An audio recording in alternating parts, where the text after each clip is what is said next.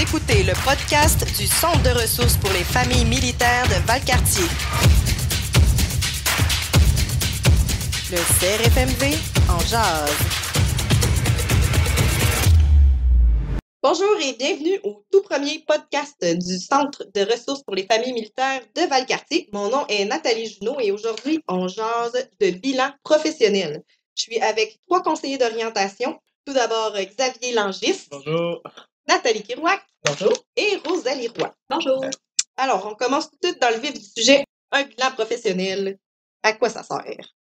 Dans le fond, un bilan professionnel, là, c'est un exercice, c'est comme une forme de réflexion qui peut être faite seule ou qui peut être faite aussi accompagnée là, avec un professionnel de l'orientation. Dans le fond, là, l'accompagnement, c'est facilitant pour guider les exercices, guider les réflexions dans le bilan professionnel.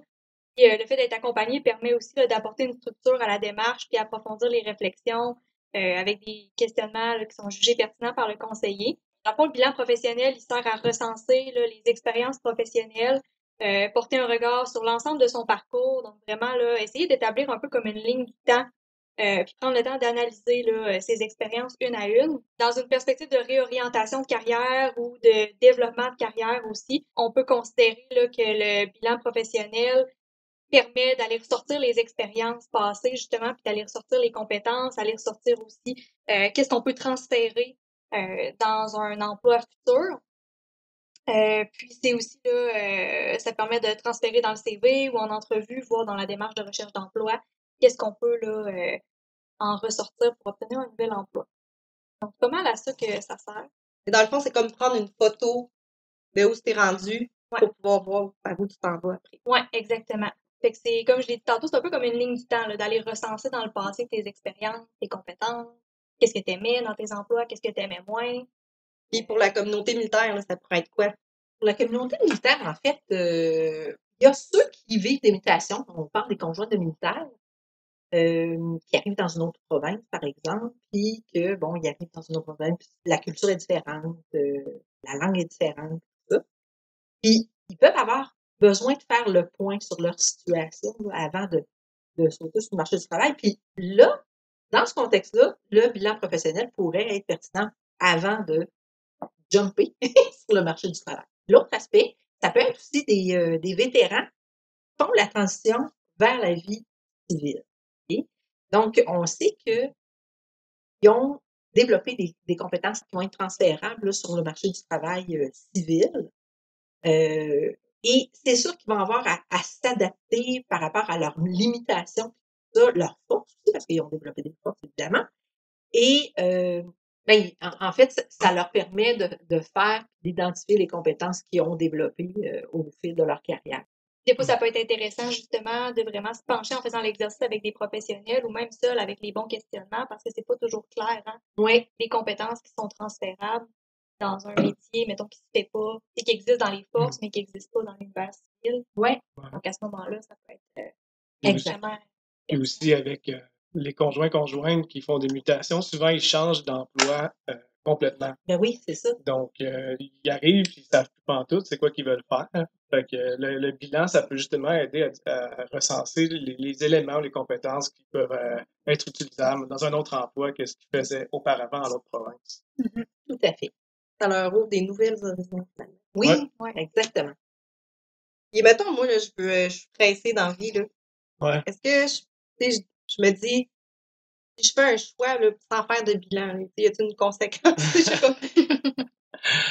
Ben, tu sais, c'est certain. C'est un peu comme tout dans la vie, quand on n'explore pas, qu'on s'informe pas sur une décision qu'on prend, mais il y a deux possibilités. Soit qu'on est chanceux, on trouve un emploi qui est adéquat pour nous, ou ben on tombe un petit peu entre deux chaises, là, on tombe dans un emploi qui est correct, mais qui est pas vraiment ce qu'on recherche, ou même si on parle de retour aux études, on parle d'un programme qui pourrait ressembler un petit peu à ce qu'on pense pour être bien pour nous, mais sans avoir vraiment regardé en profondeur au niveau de l'information de qu'est-ce que ça donne, ce programme-là, c'est quoi les tâches concrètes de ce métier-là.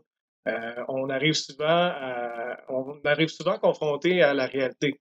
C'est-à-dire que tu es dans le marché du travail, là, tu fais la job pour de vrai. C'est quoi? Est-ce que maintenant tu l'aimes, ce job-là? Mais c'est des choses que tu peux voir en avance, un peu en créant ton bilan professionnel. Parce qu'en faisant ça, tu vas être en mesure d'établir, OK, ça c'est mes intérêts à moi. Je sais que j'ai déjà aimé faire ces tâches-là. Je sais que j'ai déjà détesté faire aussi certaines tâches. Donc, si les tâches que j'aime pas se retrouvent dans le métier que j'ai choisi, ben, il y a des chances que ça cause une certaine frustration là, à ce niveau-là. Donc, une perte de temps potentielle si on va dans un job qu'on n'aime pas puis qu'on s'en va, soit qu'on se fait, soit qu'on se fait licencier, soit qu'on part par nos propres moyens, mais c'est ce qui arrive au final, c'est qu'on se démotive. Même aux études, tu vas rentrer dans un programme. Ce que je vois souvent avec la clientèle qui sortent, les militaires qui sortent vers la vie civile, c'est souvent, ils font des choix rapides à cause de la structure, là, à cause de qu'ils sont orientés par d'autres conseillers, par d'autres personnes. Il faut qu'ils fassent des choix rapides pour notamment être payés par les assurances. Oui, il y a un délai. Ouais, exact. Fait qu'ils sont pressés. Et ce qu'on remarque, c'est qu'ils font un choix, puis c'est souvent pas le meilleur des choix.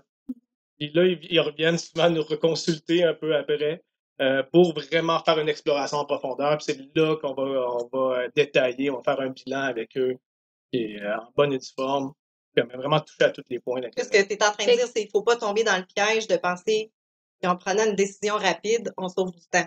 Parce que dans le fond, ça se peut qu'on leur fasse la démarche plus tard parce qu'on a essayé de sauver du temps au début. Il vaut mieux faire bien la démarche au début pour évidemment sauver du temps en bout de ligne plutôt qu'avoir à recommencer. Exactement. Puis il y a la notion de sauver de l'argent. Puis souvent, il faut que je fasse un choix, là, ils me le payent, ils me payent mes études. Mais moi, ce que je leur demande des fois, est-ce que tu ferais ces études-là si personne ne t'est payé?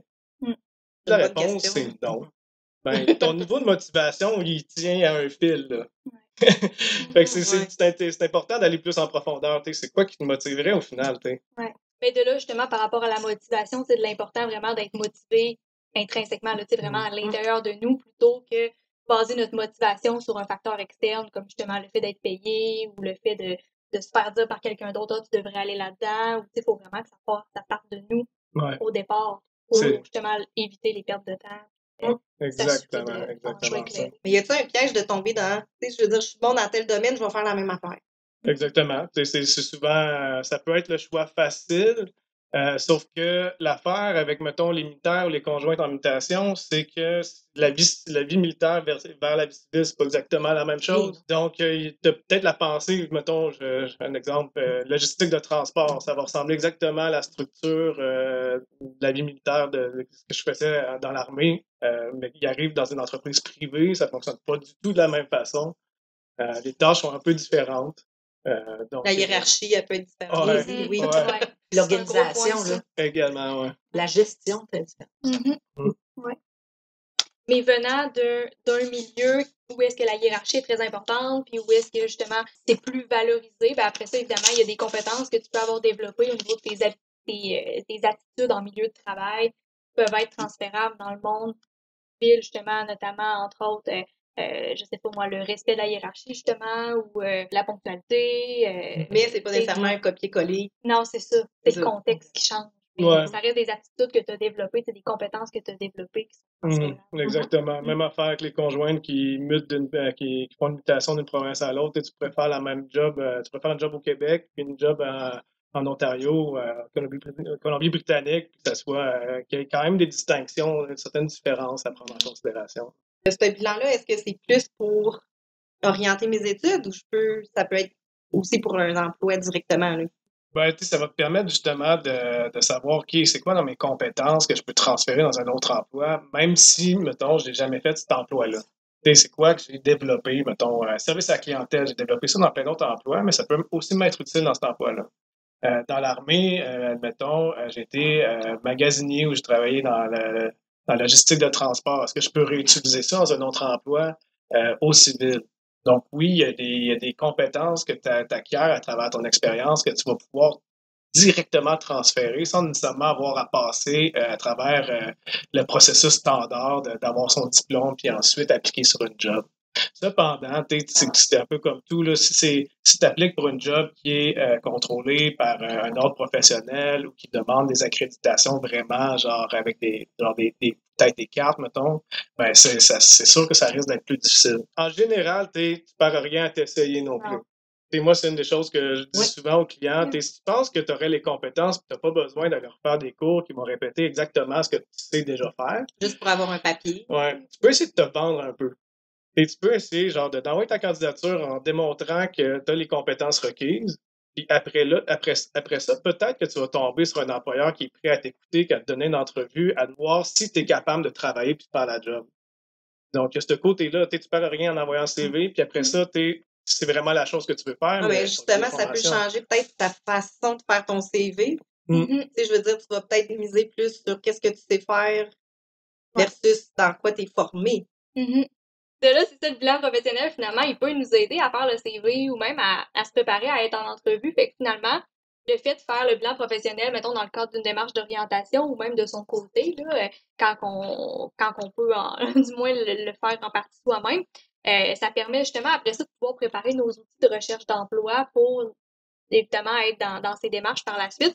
Parce que dans le fond, comme on disait tout à l'heure, le bilan de compétences, ça permet de dresser un peu comme une ligne du table, prendre une photo un peu là, de ses expériences, puis de son parcours, puis de ses compétences. Puis le CV, en fait, lui, il va juste être l'image de ça. Donc, une fois, quand tu vas arriver pour rédiger ton CV, tu vas reprendre, en fait, ce qui est ressorti dans le bilan de compétences pour le mettre sous la structure d'un CV. Dans le fond, dans le cadre du bilan, on peut aussi parler de tes réalisations personnelles, tes réalisations professionnelles, des faits saillants sur toi. Puis dans ce moment-là, quand tu arrives pour faire ton CV, dans une section un peu comme compétences particulières, ou du moins là, la partie au début de ton CV où est-ce que tu veux un peu plus démontrer ton profil, ou même dans ta lettre de présentation, c'est tous des éléments que tu peux aller là, ressortir. Ça permet aussi de ressortir les tâches quand tu arrives dans ton CV pour énumérer les tâches en lien avec tes emplois. Tes points forts, tes aptitudes, que évidemment quand tu as à te vendre en entrevue, là tu peux là, les apporter avec des exemples concrets rattachés à tes emplois là, précédents. Fait que, pour les vétérans, ça permet, comme on l'a dit tantôt là, avec Nathalie, de ressortir là, les compétences et les habiletés développées dans l'univers militaire, transférées dans un CV civil. Moi, là, je suis une conjointe, là, puis j'ai tellement une mutation. Ça se peut là, que ça fait longtemps que j'en ai pas eu d'emploi. Là. Est-ce que ça vaut la peine quand même de faire un bilan? Mettons, j'ai fait du bénévolat à gauche, à droite, mais j'ai pas eu de travail, rien. Là. Il y a un bilan qui peut se faire pareil ou je commence par quoi? Là?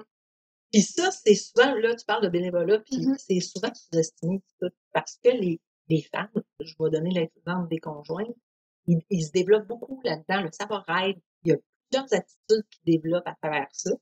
Puis, ça démontre aussi un engagement. Tu sais, je veux dire, c'est pas, outre les attitudes, il y a de l'engagement qui ressort de ça. Puis aussi, le fait de dire, je m'investis dans une cause, puis j'ai le goût de redonner au suivant aussi. C'est quelque chose qu'on sous-estime souvent, puis qu'on peut transférer soit dans un CV ou dans le bilan professionnel comme on parle depuis tantôt. Le fait de pouvoir s'investir dans une action, dans des tâches spécifiques pour une organisation X, ça parle de toi tout le temps. Ça parle de tes valeurs. Ça parle de tes valeurs aussi. Puis, c'est important, les valeurs. Ça aussi, c'est important de trouver un emploi qui va rejoindre tes valeurs aussi. Pas juste les tâches à réaliser là, que tu vas aimer, mais il y a aussi, est-ce que les valeurs me rejoignent? Ça fait partie aussi du bilan. Puis, en bout de ligne, oui.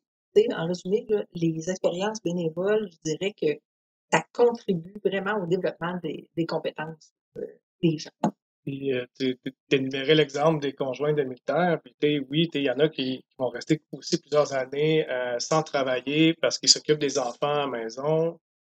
Dans le bilan de compétences, dans le bilan professionnel, tu peux aussi faire ressortir ces éléments-là parce que tu apprends des choses aussi. Quand tu élèves des enfants, c'est un élément qu'on met souvent de côté là, au niveau professionnel. Maman, c'est une infirmière.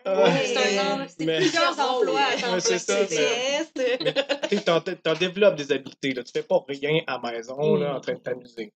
Donc, ça peut aussi donner aussi de l'estime personnelle aux femmes qui sont restées longtemps à la maison pour retourner justement sur le marché de l'emploi puis dire, OK, moi, j'ai quand même fait ces affaires-là qui sont assez pertinentes, qui se transfèrent aussi dans d'autres emplois. Prouve aussi à quel point je suis discipliné puis je suis engagé dans ce que je fais. C'est peut-être une réflexion qu'ils n'ont pas le réflexe de faire. Non, ils doivent se sentir, justement, comme ça fait 5 ans que je fais rien, fait que, pourquoi je ferais un bilan de compétences? Je dirais que les conseillers d'orientation sont là pour ça, justement, pour faire ressortir puis faire prendre conscience à la personne de son potentiel puis de ce qu'elle a développé. Je pense qu'il y a aussi de plus en plus d'ouverture au marché du travail, tu sais, à pas justement tout axer l'attention dans les cadres des recherches d'emploi, des processus d'embauche, là, juste au papier ou juste aux expériences, là, vraiment là, en emploi au sein d'une organisation. De plus en plus, on va voir que les entreprises sont ouvertes justement à considérer plus les valeurs, plus les expériences humaines aussi des potentiels employés, puis à considérer là, vraiment l'ensemble du parcours. Là, fait que ça aussi, c'est une belle évolution qu'on espère évidemment va prendre tout le temps encore plus d'ampleur. Est-ce quelqu'un qui aurait un mot de la fin sur ce beau sujet? En fait, on invite les gens qui ont été portés vers ce thème à justement se référer aux 32 centres des familles à travers le Canada. Il y a des conseillers d'orientation et des conseillers d'emploi qui vont pouvoir les aider à travers leur cheminement et aussi dans le développement d'un bilan professionnel. Oui, parce que peu importe la base où ils sont, ce service-là est disponible dans toutes les CRFM. Là. Oui, exactement. Puis, pas juste à Valcartier. Non, pas juste à Valcartier, à travers tout le Canada. Et c'est ça qui est magique là-dedans. Donc, on invite tout le monde à aller consulter. Ayez pas peur, c'est gratuit en plus, des services gratuits à la communauté. Fait profitez-en. Puis, c'est ça, le bilan de compétences, le bilan professionnel, c'est utile d'avoir quelqu'un d'autre pour nous un petit peu nous donner des commentaires parce que ça peut être long à faire là, quand on commence de loin, là, un petit peu faire la ligne du temps ou bien de regarder notre CV de A à Z, savoir c'est quoi toutes les compétences que j'ai développées à travers ça. Ça aide d'avoir une personne externe un petit peu pour nous donner des commentaires, nous aider à nous aiguiller par rapport à ça. Donc, si vous avez, vas-y. J'allais juste ajouter, ressortir une compétence, c'est pas toujours si évident que ça non plus. Non, c'est ça. Quand on regarde nos tâches, là, c'est quoi la compétence qui cache derrière ça? Des fois, ça peut être utile d'avoir l'aide d'un professionnel pour aller plus loin. Exactement. Puis susciter un peu plus la motivation de la personne en même temps. Alors, c'est ça qui va conclure notre super premier podcast. Bravo! Bravo! On n'était pas si pire que ça. Essayez de suivre nos prochains podcasts. Probablement, le prochain sujet va encore traiter d'orientation, mais d'un autre sujet. Puis après ça, peut-être notre équipe jeunesse pourra aussi participer au podcast. Alors, je vous invite à nous suivre sur les plateformes habituelles. Suivez-nous sur Apple Podcast, Google Podcast et Spotify. C'était le CRFMV en jazz.